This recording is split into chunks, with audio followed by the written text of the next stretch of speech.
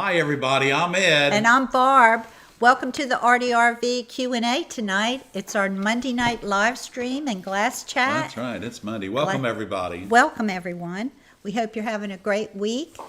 We are. The beginning of the week has started out fantastic. Fantastic. What you been doing this week, Ed? Well, starting this morning, let's start from Saturday. Saturday we had our lead came class, or our lead light class. We had of course, the class was full, and the ladies all three made just these beautiful little panels with a whatever kind of bird they wanted to put in the center of it, and then we framed them at the end of the class. So all that turned out really well, and then our good friend Tom Veers came in from Virginia yesterday and spent the day with my grandson and I, with Taylor and I, putting the brand new furnace together, and so we'll finish that up tomorrow, and then we'll call the electrician. Looking forward to it. And then last week, the biggest surprise that we had was, y'all, for I think 2.5 years, right? I think 2.5. I think 2.5 years. Ray has been working with the ARTyRV channel and making sure that no people come on the channel that don't belong here. But he also is so kind and helpful in getting you guys all the links you need. Well, last Wednesday, Ray and his beautiful wife Susie showed up at our studio, and wow, you know what? It was so great to put a face with the name now. And in 2.5 years, we hadn't met each other, and we were able to spend one full day with each other, and we had a great time. We had a great time. So a hey, big Susie, shout out to Ray. Susie and Ray. Thumbs up. Thank you guys. And Ray is in the house tonight, but he's in his house tonight. So let's give him a big thumbs up for everything that he does. Thank you, Ray. We appreciate it. And you see what Miss Mary's doing on the Mary Cam? Yes, she's got her bones. She's got her treats. Yes, so she'll be quiet tonight, Ray. We hope. Yeah. Keep our fingers crossed. And she said to tell you thank you too, Ray, because she loves her treats. She does. Oh my gosh. They've been awesome. Well, I saw some questions that came in. I know already, Did you Barb, talk about the class you had this weekend? I did. Well, we talked a little bit about it. We just, in our lead light class is coming up again in February. But we have a beginner class. In January. And we have 3 availabilities, I believe. In the beginner class, In the beginner class. It's in January. It's on the Conway Glass website. And then also we have September the 15th, we'll release the November glass blowing classes. So if you're not on the mailing list, go to conwayglass.com and get that mailing list. Get on that mailing list, and you'll get a notice. And you'll get in the newsletter, and you'll find out when our classes post. Yeah, because I'll just go ahead and tell you right now. We put the class schedule for October on the website Thursday morning at 7 o'clock, the 15th, just like we had explained to everybody when it was coming out. By 1 o'clock, y'all, the classes for October were filled up. 84 individual classes were filled up for October. So when it does come out in September on the 15th, and if you do want to come in and blow glass with Barb and I and Taylor, just make sure you register and get up early that morning. Yeah, so that class will post at 7 o'clock. Yeah. By newsletter and on the website. So just grab that post and So share it with your neighbors. Big shout out to Scott Veers, who we didn't get to see this weekend, but he was down and back home for the weekend whirlwind tour. So. And many of you know Scott because he gifted a couple of memberships a few weeks ago. He did. So that was kind. He was kind, and Karen did the same thing. Couple of you have done that, and that is so much appreciated by our viewers. By our viewers, yeah. So what are we doing Saturday? I think Saturday we are going to, for our ARTyRV members, for the members, we are doing a freeze and fuse workshop at 11 o'clock in the morning from 11 to 12. So put that on your list. We'll be coming live to those of you that are members of the ARTyRV Fan Club. And we're going to be, like we said, we're going to be talking about freeze and fuse. And it's just it's a new technique. It's very simple. It's if you have a kiln, it's something to work with. Even if you don't have a kiln, take a look. Make sure you tune in for the live, and we're gonna have a piece ready. We're gonna make a piece, and we're gonna fuse a piece. It should be fun. Should be fun. Yeah. We look forward to seeing everybody on Saturday. And we'll At answer 11 a.m. questions if you have some questions. Yeah, we can do questions. Even if and, It'll be a live chat. For it'll be a live members chat. only. So you guys know And that. we'll share it after the members chat. Right. And we'll be in the old studio at Conway Glass because that's where all of our equipment is. So, Yeah. we look forward to seeing everybody Saturday morning. Okay, Ed, are you ready for a question? I'm ready. Let's roll, Barb. Okay.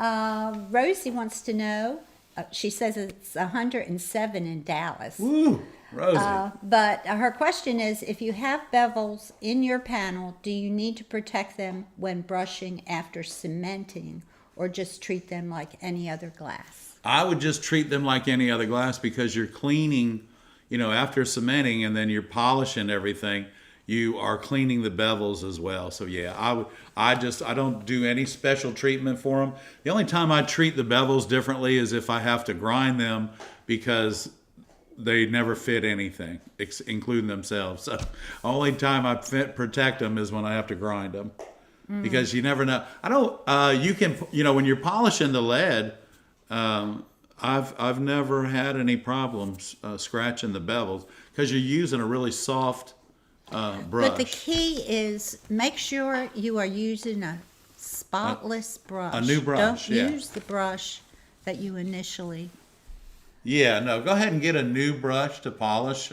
Because the if there's bevels. any old Putty cement stuck on to there, yeah, it will scratch it will the bevel. scratch it. But I would just get a new brush, and that's I guess I'd just assume that we would get a new brush for bevels. But yes, definitely get a new brush for bevels. Yeah, don't use the old one.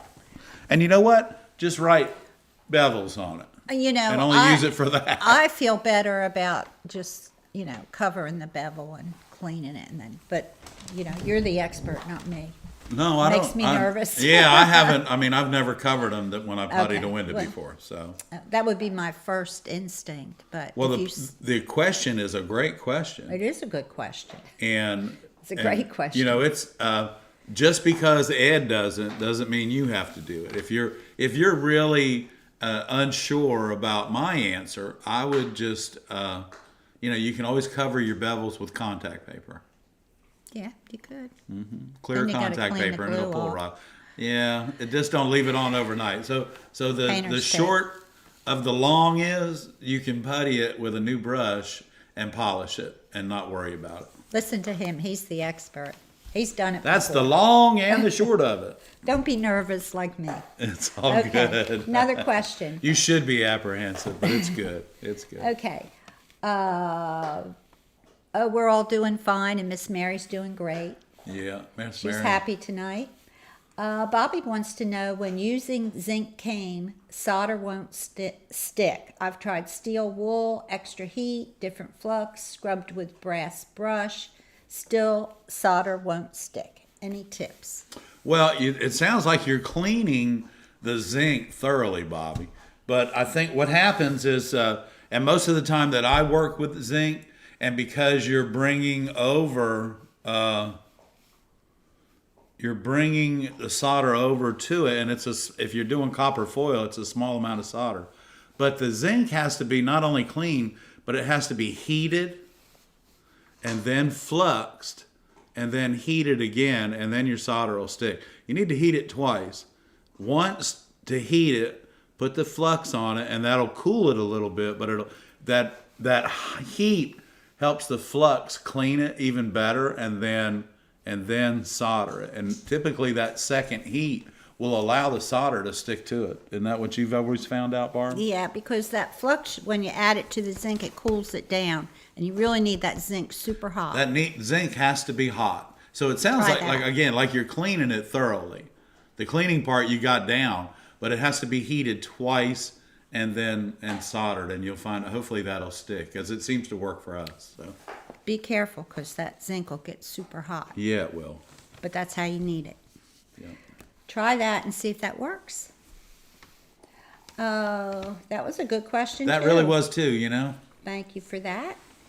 Another question, any tips for cutting lead or to make special cuts for joining curves and straight lines? How do you fix small spaces when the lead is a bit short? Well, I guess there's a big difference between a bit short and too short. So if it's if it's a quarter, a 1/16 of an inch away from it, too short, then you're fine. But if it's a quarter of an inch, you need to recut the lead. And then your lead nippers,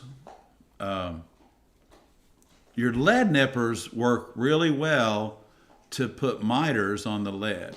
So when you're using lead, you need to learn how to miter the lead so that it fits correctly, and those edges should fit right up against each other.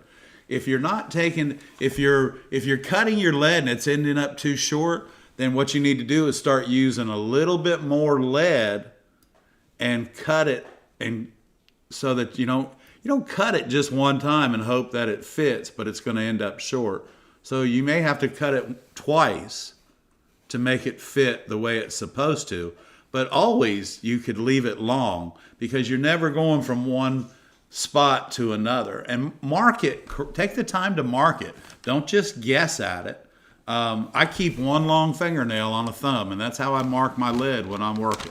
Just like that. I mark my lead, and your pliers, if you have a good pair of lead nippers like these Leponettes that I keep in my box here, I'll put them over here so you can see on my green shirt. There you go.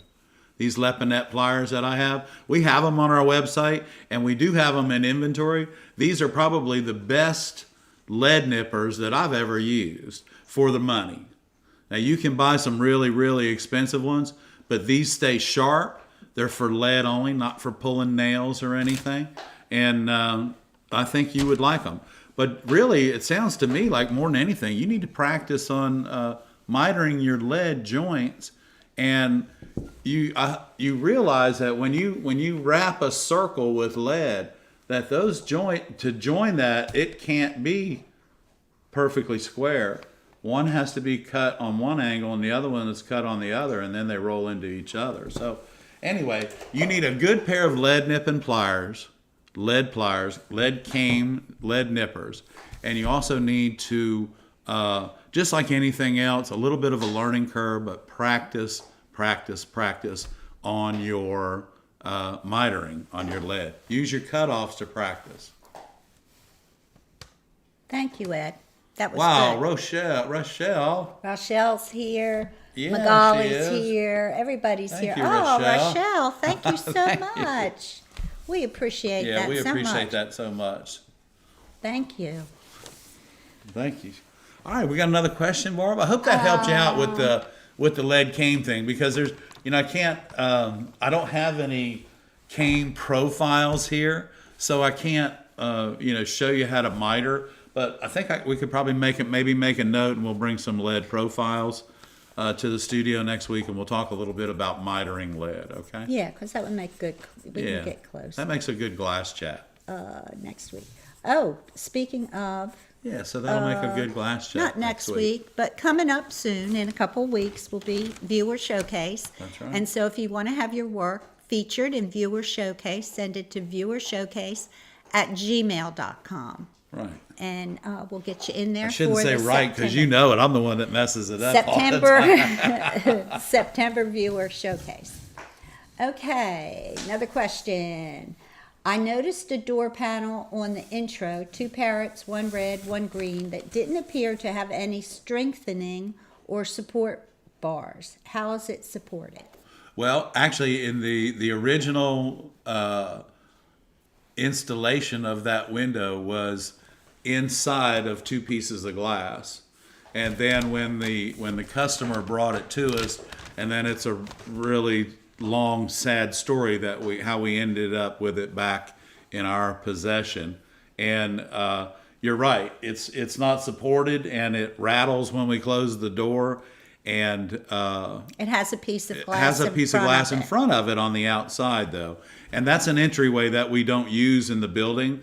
More than anything, that is my father built that for our customer some 25 years ago, and now they're both passed away. So I consider myself very fortunate to own it, and it'll follow us around wherever we go. Yeah, it'll eventually come to our house. It'll eventually be in our home. Yeah. Yeah. So, We but love that's that it. window. Hey, thanks for noticing. Yeah. And no, it doesn't have any reinforcing in it. And the window was brought to us because our customer had bought a new home, and she wanted the Greenbird, a very specific blue. Actually, it was a spectrum blue. Remember, Barb? Mm-hmm. And she wanted it blue. So she wanted it to match her new home. So anyway, things didn't work out. A sad story, and it is in mine and Barbara's possession. And that window was built and owned by two people we love dearly, and we're happy to have it. So. Yeah, we were lucky in that aspect. We really were. Okay, we have another question. All right. What do you do with the scrap lead cane? I know one option is to send to a recycling center, but wondered if there was anything I could use it for as stained glass artist. Good question. Well, good question. You can, I have friends that fish, so what I do, I put it in coffee cans for them, and when the coffee cans are full, which is about 7 or 8 pounds of cut scraps, I just let them know that it's ready, and they make fishing sinkers out of it. The other thing the thing about melting lead is it's pretty caustic. It's toxic. So you have to do it outside, but of course it only melts at about 450, 460 degrees. But it pours real easy. So you can make sculptures with it. You can make, in the art glass industry, you can make overlays with it. And I mean overlays by, pouring it out. And, the little silicone rubber mats, it'll take that heat from the lead. It's nothing for the silicone rubber mat. So anyway. So how about the rosettes? You can make rosettes with them. Yeah. Okay. Yeah, if you... Ed makes rosettes. I make rosettes too. That's right, Barb, and thank you for reminding me, because I make the lead rosettes that people need in the restoration of windows. So you can contact us at conwayglass.com and send us a message about if you're interested or you need some rosettes for a particular restoration. Our rosettes are very comparable to the ones that were put on the windows back in the 20s. So Yeah, so if you're doing a restoration and you have those little rosettes, they're usually between the spiderweb windows. yeah, Ed makes them. yeah, they're decorative. They're ornamental lead on a window from the 20s and 30s. They were very popular. The reason I had to do them because I couldn't find them, and we did a restoration, so I had to. I ended up making my own mold, a flower mold, and oh gosh, it was fun. But anyway, we make them now. Nadia said she liked my T-shirt. This is the Life is Good T-shirt, and so these are my favorite T-shirts, and it's a moon and sun mosaic. Yeah, So it's real Barbara started buying Life is Good T-shirts for me too, and they're probably one of the most comfortable T-shirts I've ever owned. That material is incredible. I'll probably have some discounts soon on the description of our live streams if everything works out good. Great Christmas to offer gifts, you guys. everybody. Yeah, they have sales, and then I may be able to get some discount coupons. I'm looking for them, but yeah. So let's see. Was there supposed to be a surprise visitor last Wednesday? Yes. Yes. That was Ray. That was Ray. But we stayed so busy we did not do That a was live Ray and stream. Susie. But I do have a Yeah. photograph because someone asked, when are we going to get to see Ray? And I took a photo of Ed and Ray, and Yeah. I'll share that next week. We were so busy, and I want to share this with y'all about Ray because we shared it with each other. We're both storytellers, and y'all, we had a really good time telling stories. Wednesday. And I mean, we told stories during dinner. We told stories during lunch, and we took Ray and Susie to our favorite hot dog place here in Conway, and they had a hot dog their way, and they were able to enjoy it. So we had a nice lunch, and then we went to a really nice restaurant for dinner, and then Ray, I bless your guys' hearts, you had to drive an hour and a half to get back to the hotel. So I felt really bad, but I tried to give him the quickest way home. And I was on the computer all day getting the classes online, and I can't remember whether I was putting them online or whether people were signing up. I think but you I did. was Yeah, slammed that day. They were slammed that day, and but y'all, when Ray and Susie came to the shop, it was a great time, and it was a really good meeting them. And though we've had a lasting friendship online, our friendship now will go even further, that we know each other the way we do. Anita, we're doing a live stream Saturday, so I hope you'll join us. Sorry that didn't happen on Wednesday. I'm sorry. She said she checked throughout Wednesday. I have to learn not to say things that I'm not absolutely sure of. Yeah, and you know what? I thought about it because we do a vertical live. What's that? Thank you, Texas Tom. Is it your anniversary? And so we just got so busy and carried away, and thank you, Texas Tom. I haven't seen you in forever. no, he has. Thank I haven't you. seen him either. But I like the project you're working on. Yeah, I've seen you on Facebook. And how's your eyes? Yeah. I hope that you're doing well. Yeah, I love the new project that you're working on. I can't wait to see it as you get a little bit further along with it. I'm sorry, I got the lights blinking. Lila. Thank you, Here you go. Lila. There you go, Lila. Thank you so much. We appreciate it. So y'all remember when you make a small, when you make a donation like this, all that money goes back in to growing our channel. And when we succeed, you guys succeed. We appreciate it very much. Now I can't get my screen to go up again. This happened before too. Okay. Let me see what's happening. We have a question. Where? What the different materials that have been used for trim, edges, foil, lead? Well, typically, I recommend you frame your work if it's not going into a window in somebody's house and in that type of application where it can be held by a molding. So you can put zinc around it, but I don't recommend you hang anything larger than maybe 10 by 12 or 12 by 16 with zinc, because otherwise it's too heavy and eventually it's going to come apart. It might not come apart in a day or a week or even a month, but eventually the gravity will pull it apart. So I recommend wooden frames, but you can use zinc. I prefer on my lead windows to use 3/8 flat H lead, and the ladies this weekend, once we got done with their panels that they were working with, and I explained to them the problem that you could have if this particular window was not square and it would not fit into the opening because you did something a little bit wrong, or your opening is wacky. I explained to them how to trim that and the reason that I used that 3/8 flat H lead, and then it made sense. Yeah, it does when you explain it, right? Yeah. Okay. I just want to make sure I've got them all, everyone here. Welcome, Lila from New Jersey. Thank you so much. Joey, do you know if you can use a rheostat on those high wattage 200 watt American Beauty soldering irons? The big ones, yeah, she can. You should, because they'll run up to around 900 or 1100 degrees. Yeah. Yeah, the big ones. Yeah, but sometimes you need that. Sometimes you need that heat, yeah. I tell you, where you would need a hot iron like that would be building a zinc window out of zinc, period, out of all zinc. Like then a good iron like that is good. But yeah, you can use a rheostat on it, or an iron control.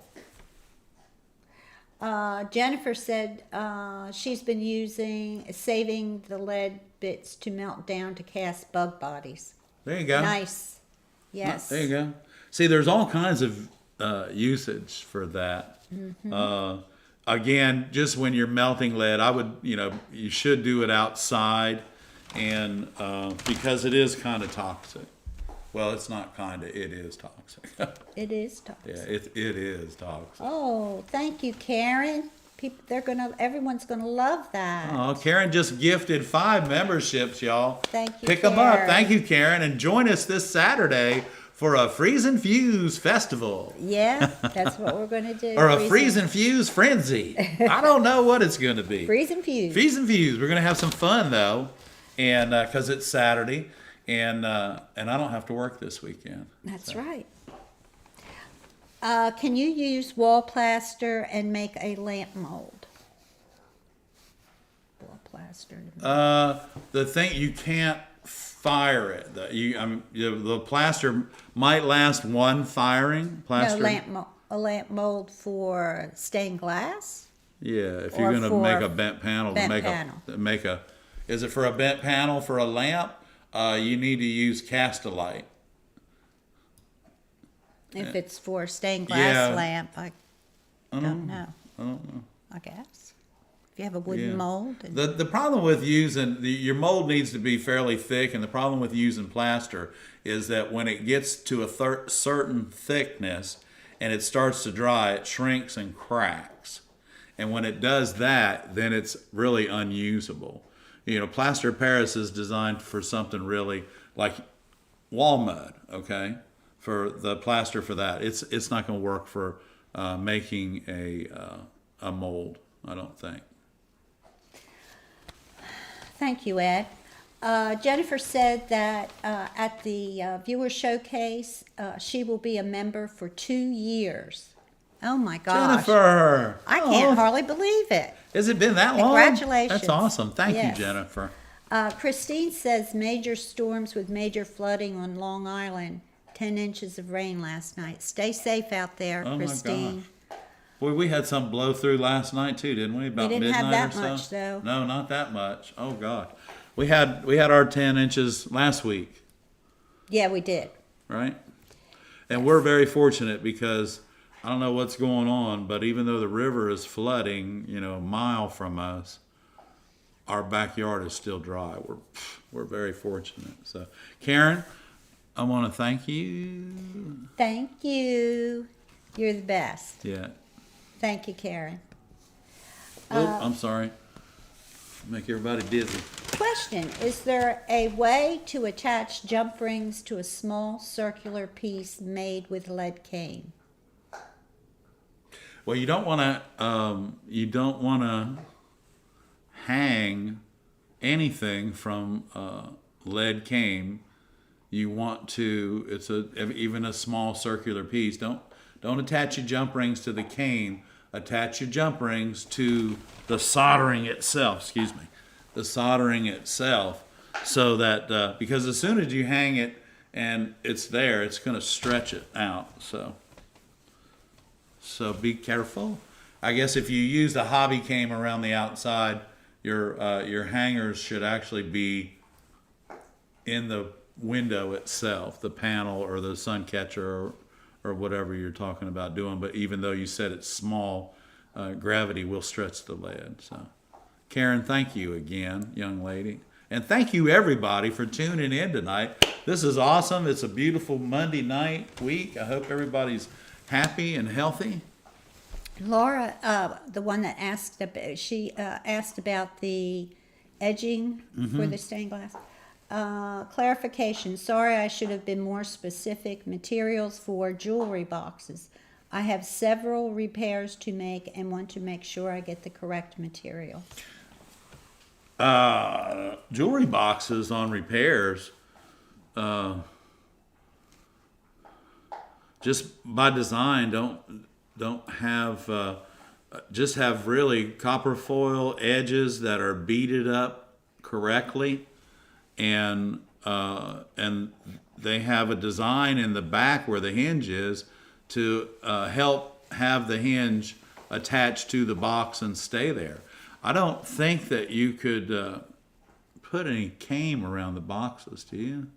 No, Or sometimes there'll zinc, be a you know. brass channeled U, a brass U sometimes is used, real small brass U. A real small one, if you can find it, yeah. We have some, We have some, yeah. yeah, but you can't buy it anymore? Well, I don't know. I was just trying to I think what she might Franklin have. it. Yeah. Yeah. So, and it's like Barbara said, it's a 1/8 inch brass U. It's real shiny. It's pretty.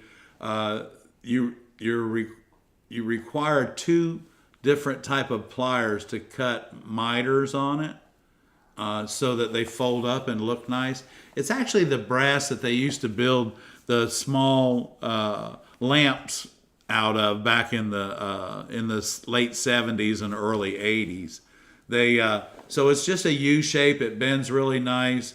You can solder it quite easily, and it's quite rigid too. And then of course you can patina it and change its color because it's brass. So If you're working on jewelry box repairs, I think one of the best places to go would be to the Whittemore Durgan oh gosh, catalog. Yeah. They have all kinds of, and they've been in business for a long time, all kinds of jewelry box parts.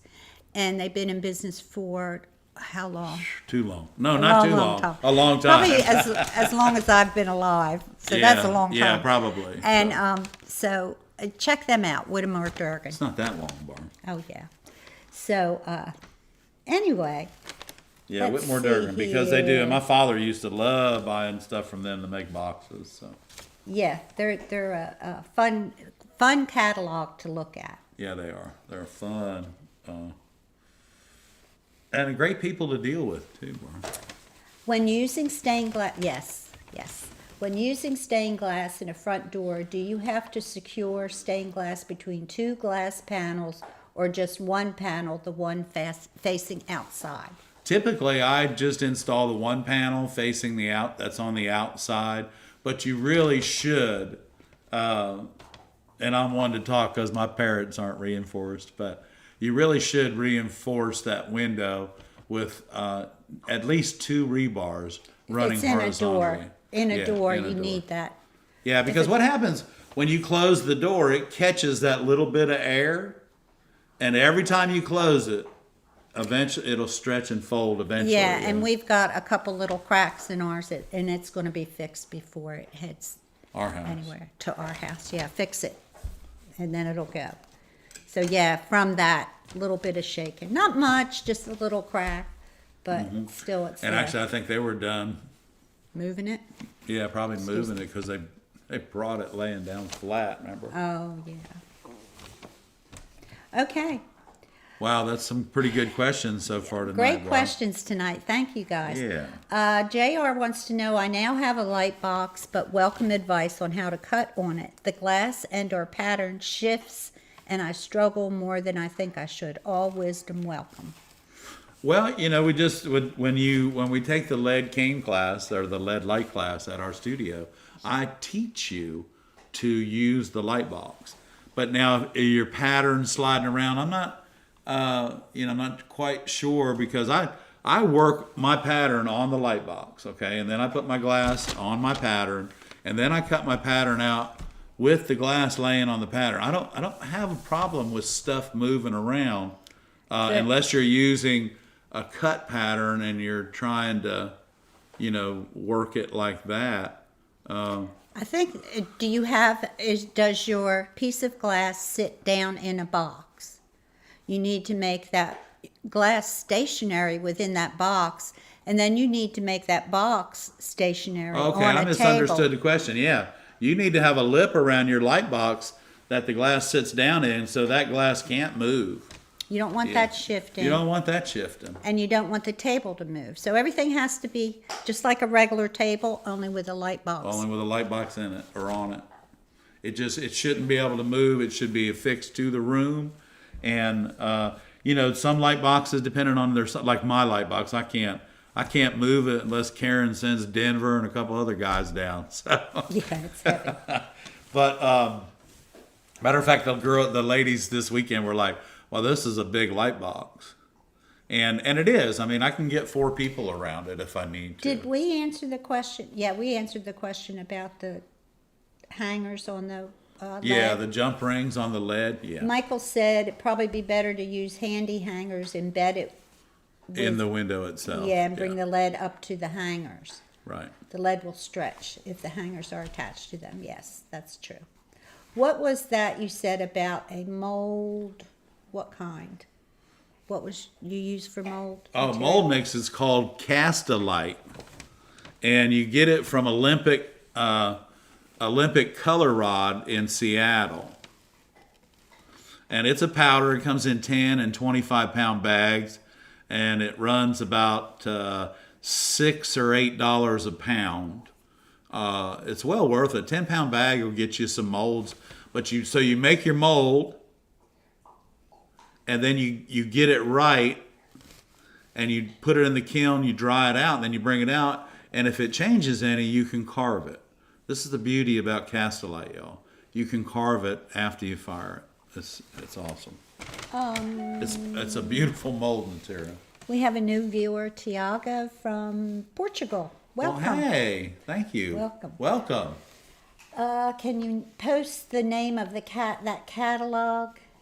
I think I can. Whittemore.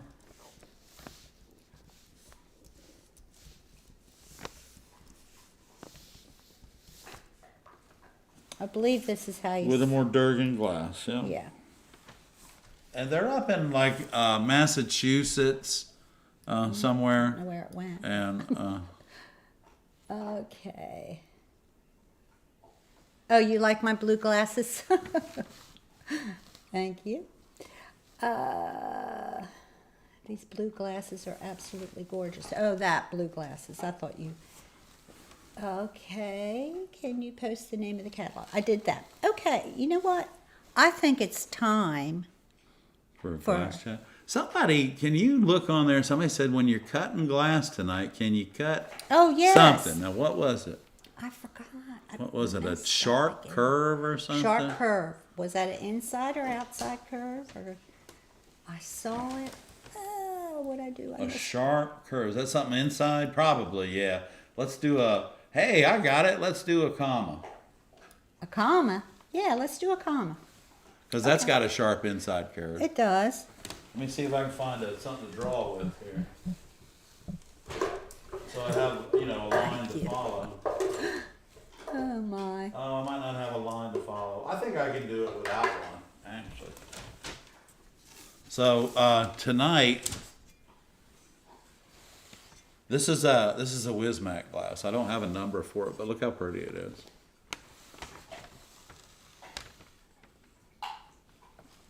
So all the glass you see Ed cutting up in here, when you come and take our class, this is what you can use to make your patterns with and everything. Is my camera working for him? There it is. There we are. Oh, there you go, Magali. Don't Magali. show That's that. for you. Magali's here. I know. Magali's here. I just wanted to flash that at her. Yeah. I wanted to flash her. You're gonna trigger. That's a trigger. That's a trigger for Magali, y'all. She can't stand it. Anyway, That so wasn't a link I posted. no, it's not a link. It's just the name of the company. And so yeah, here we go. So this is our square. So we're going to take our square. The first thing we're going to do is we're going to square this piece of glass up. So and y'all, this weekend. Sharp inside curves. Okay, this weekend Renee was using a Fletcher pistol grip cutter and just couldn't quite get it. But she said, Ed, I got a silver snit pencil grip. And you know what? She broke it out and I taught her how to use it. And I don't think she'll ever put it down again. So Renee, I hope you do enjoy your silver snit pencil cutter, your brass pencil cutter. So I'm going to show you this right here like that. I might have to get a little bit more space. Yeah, there How about you that? go. Is that better? Yes, that's better. Okay, You're doing so good. I'm going to square this up. And remember, so the silver snit screw is actually what I call in the back. So because I like doing this, and I'm going to move that over there. And I'm just gonna put both knuckles underneath, just like that, just like that. And this is simple, it's not gonna hurt you. And you pull down and away. Now what we're gonna do is we're gonna cut some, I've got my silver snit running pliers, if I need them. But I also, y'all, I also have my little green minis. Everybody loves those. So we're gonna square this up again. We're gonna break this down into a couple of pieces. Okay.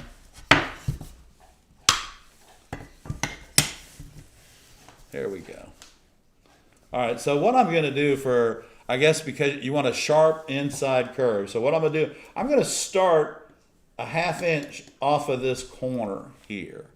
So I'm gonna start right here. I'm gonna bring this around.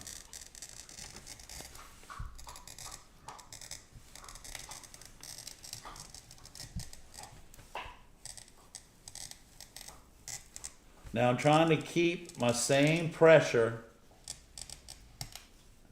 even as I turn the glass.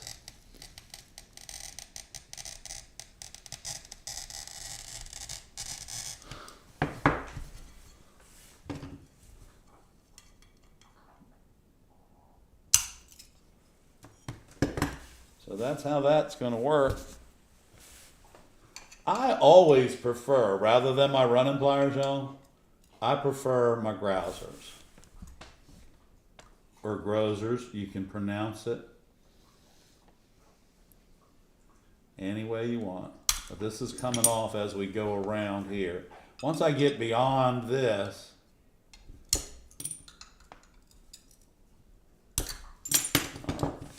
so the best way to get this out right here, and you can see it's cooling off because this glass cutter is brand new. It's brand spanking new. And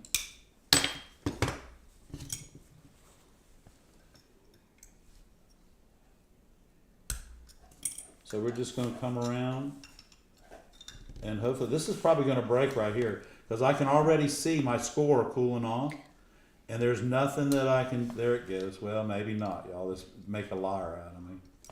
And let's see if we can get that point out right there. Yeah, we got it. That point came right out. So when you're cutting inside curves, and that may not be steep enough for you, so let's go in a little bit deeper. Let's go in just a little bit deeper on this and see what we can come up with. So if you need to go inside of this,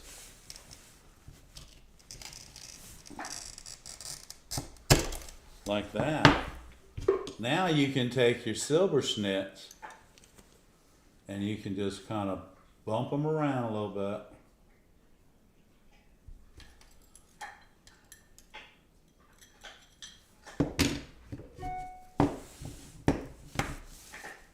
And I am going to do a rainbow cut. And that, to me, is going to be the best way. I just want to feel that little run. And you probably heard it, but I know you didn't see it, but it's there. So now I'm going to come back over here, and I never go to the end of the glass. I always go in, just a tiny, tiny bit. And remember, I don't squeeze my grousing pliers. I'm breaking the glass, not the pliers. Okay, so here we go. There we go. Okay. So it's okay to do a rainbow cut, but it's also okay to use your silver snit pliers because you can continue to work this out and take it deeper and deeper and deeper, but you take it a little bit at a time. Okay? So you just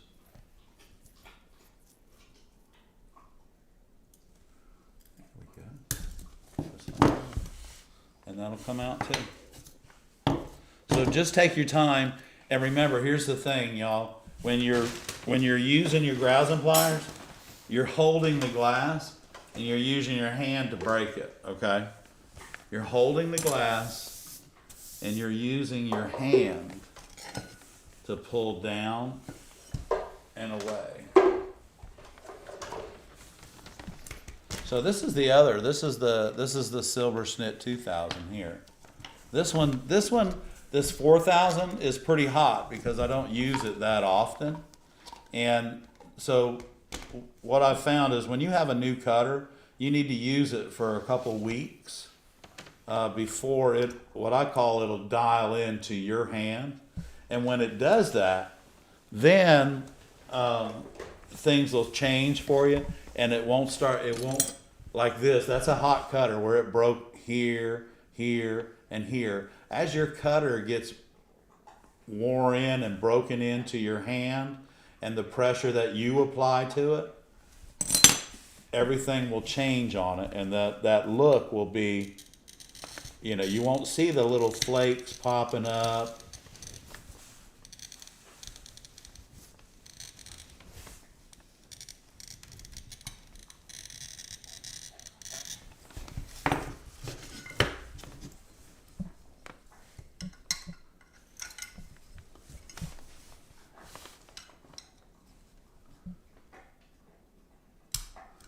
All right, so now, did you see that? I use this cutter more than I use the other one. Now that ran, it came around here. We're chasing the run, y'all. Here we go.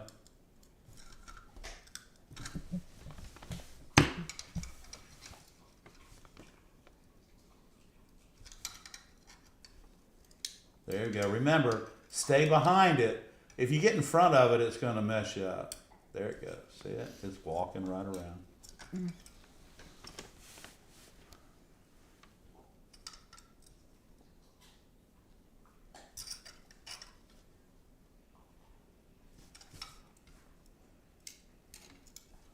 There it goes. We got it almost all the way around. But if you needed this piece, and it's got to go up to another piece that might look like that. That's how you take that out. Now this is going to just make sure, if we need this piece here, the best way to get this out is to eliminate this. Just like that. Come in, we're going to turn it around because that's our hot side. And we're going to break that like that. And then we're going to come in here.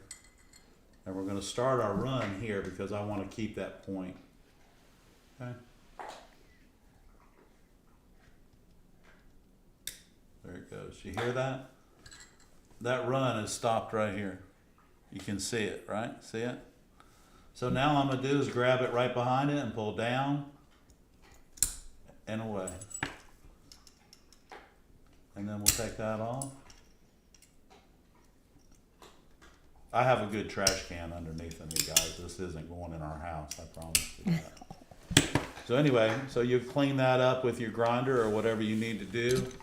And then the other one, clean them up. They'll fit inside of each other. Just like that. Boop. And they'll fit inside of each other. But anyway, guys, here's the thing. Remember, you hold the glass with this. You don't squeeze it, and these are used for grousing and holding the glass. So just keep that in mind. Inside curves are easier to cut if you don't give the score time to cool off, and if you don't change your pressure halfway through. You want to make sure, like we talk about all the time, guys and gals, is that you keep the same pressure start to finish, and everything seems to work out fine. And remember, those of you that have the brass handle glass cutter and the head depresses, when you touch the glass with that head and that head depresses, that's all the pressure you need to put on the glass to score it. So Okay. guys, thank you.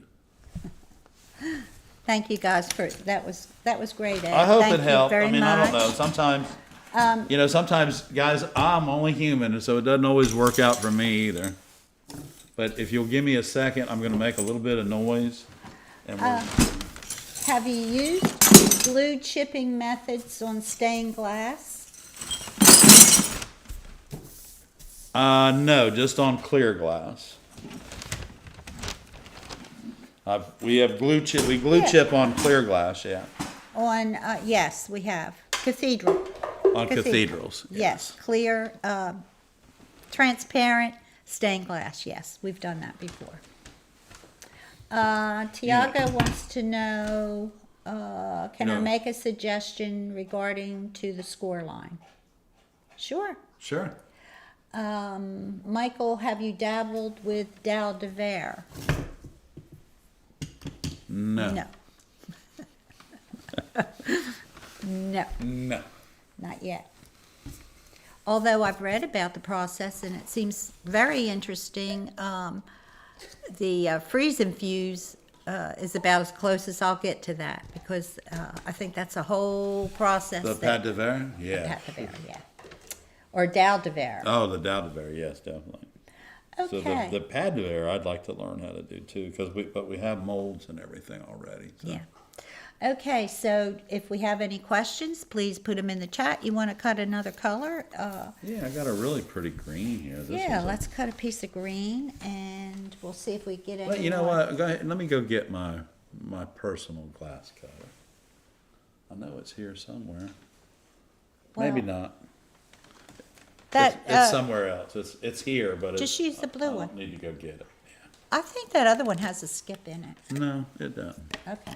It's just hot as a firecracker, as they say. Okay. All right, here we go. So let's. Okay, So this is a really pretty green. We're using this in some of the reeds that are in the marsh and the window that we're working on right now. And this color is just so pretty. But a lot of times with this particular color, you have all these colors stacked up inside of it. And so, well, all these colors are green and white. White's a stiff color and green is a soft color. So as we move across the glass, you're going to hear it and not hear it. You're going to hear it.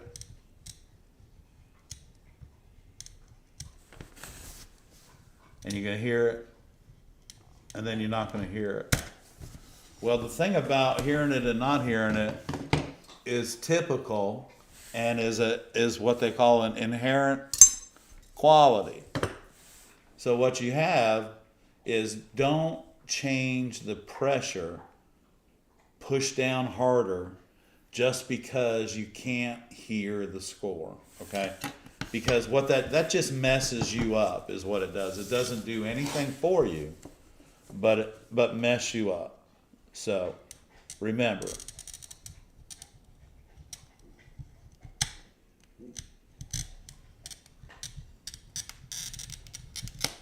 And you saw me go in that pothole right there. Let's see if it comes out of it. I didn't pick my cutter up, and I didn't slow down. Let's see if it'll come out. Here we go. Yes. So, and it made a chunk right there. Look at that. See it? It's right there. See those two white dots? That was the hole in the glass. But if you remember to when you score the glass, if you remember to not pick your cutter up, and when it drops down in that divot, you just drive right out of it, and you'll be happy that you did, simply because why? Because the piece of glass that you're trying to keep was actually able to come out. Because you're driving in and driving out, driving in and driving out. And there's no reason not to.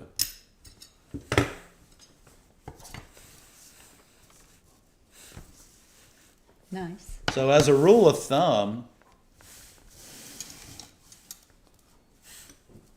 you should be able to, the least amount of glass you can take off is twice the thickness of what you're working with, okay?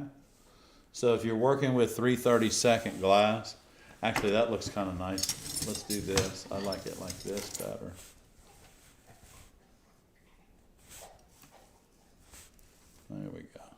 looks like it's moving.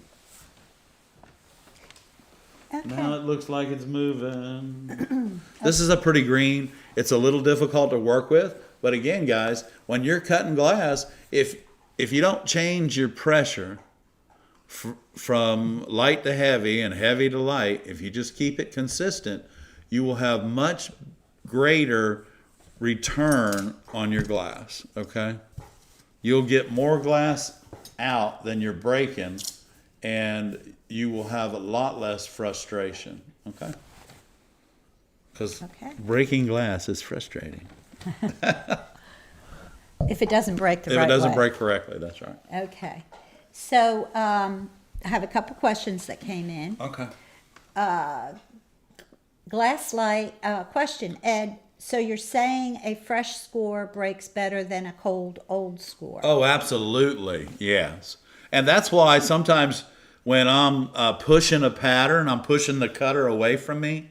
When I get to that end, you'll see me turn the glass around and break it from that end. I like to do that simply because the score is hotter on that end than it is down here. It's already started cooling off. So I run the hot into the cold, and it seems to work better for me that way. Okay.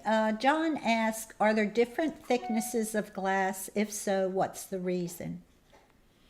Well, in the art glass industry, there's different thicknesses because they're handmade, not machine made. They're handmade. They're, they can be different on the ends. They can be different in the center. They can also be bent. Then you have textures. And basically what happens in the art glass industry is your thicker glasses are going to be 3 millimeters is going to be pretty much standard across the board, which is 1/8 of an inch.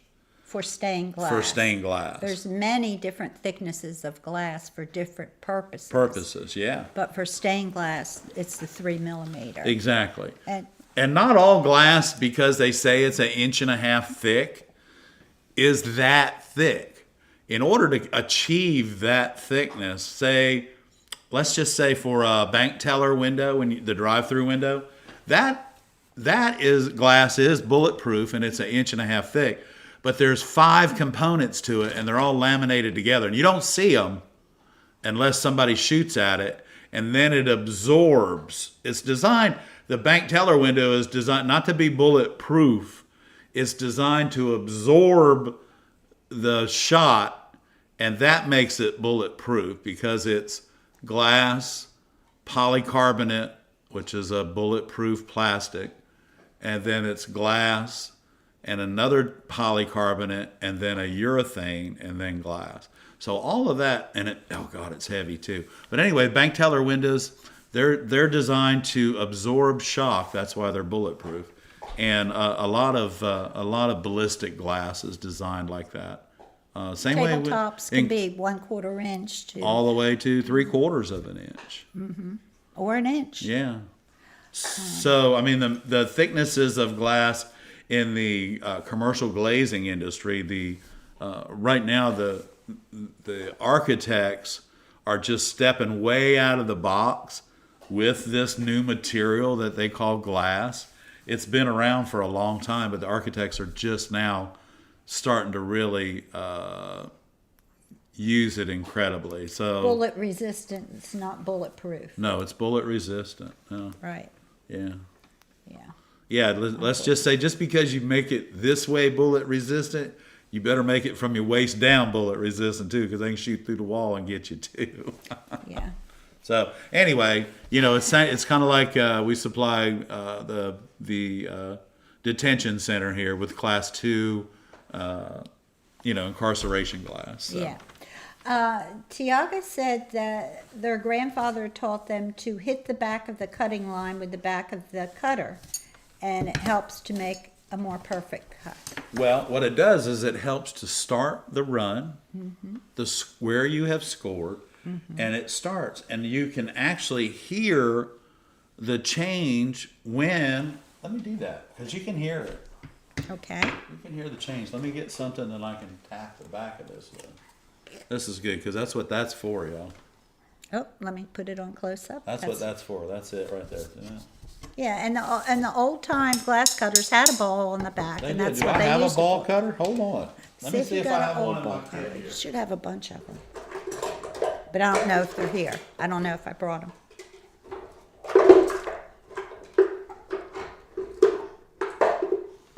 No, they're not here. And I have the ones that I Am Allen sent me, the antique ones. I have those on my desk. I love those things. All right, so what I'm gonna do, I'm gonna score this piece of green glass, and I'm gonna go from one end to the other. I'm gonna turn it around because this end's a little bit wider. And then when I get to this end, I'm gonna tap it. And when that score or that run starts, I'll be quiet while I'm tapping it. I want you to hear the different pitch when the run starts. Okay, here we go. You ready? Am I on the diagonal? Yo, yeah. All right, here we go. I'm sorry. Here we go. I turned it around again.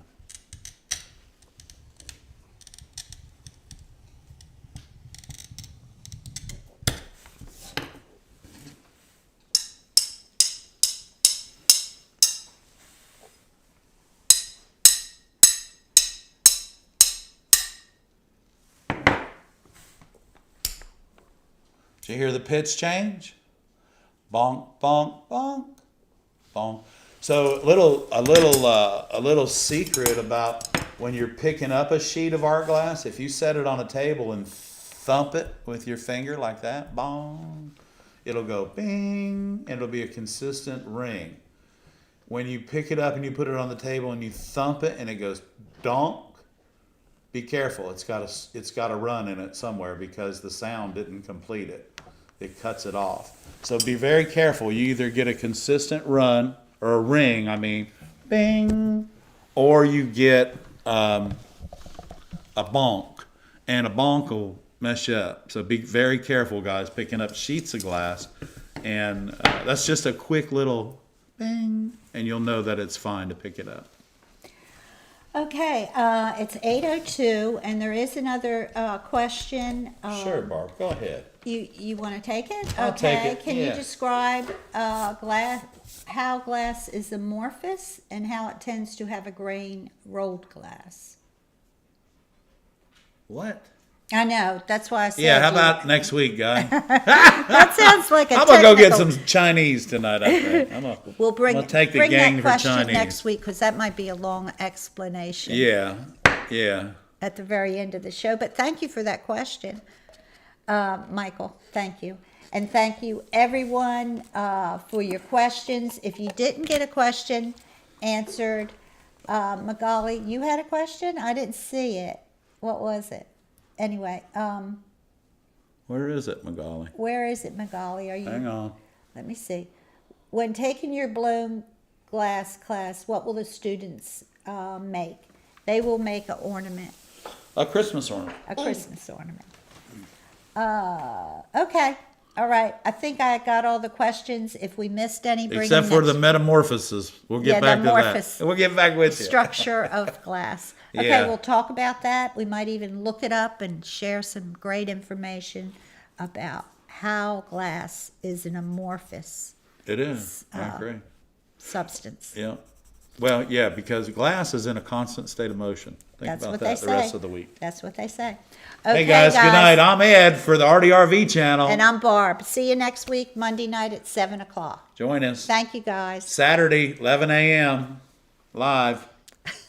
I'm trying to find my End screen. end screen. End screen. Okay. End And- screen. It's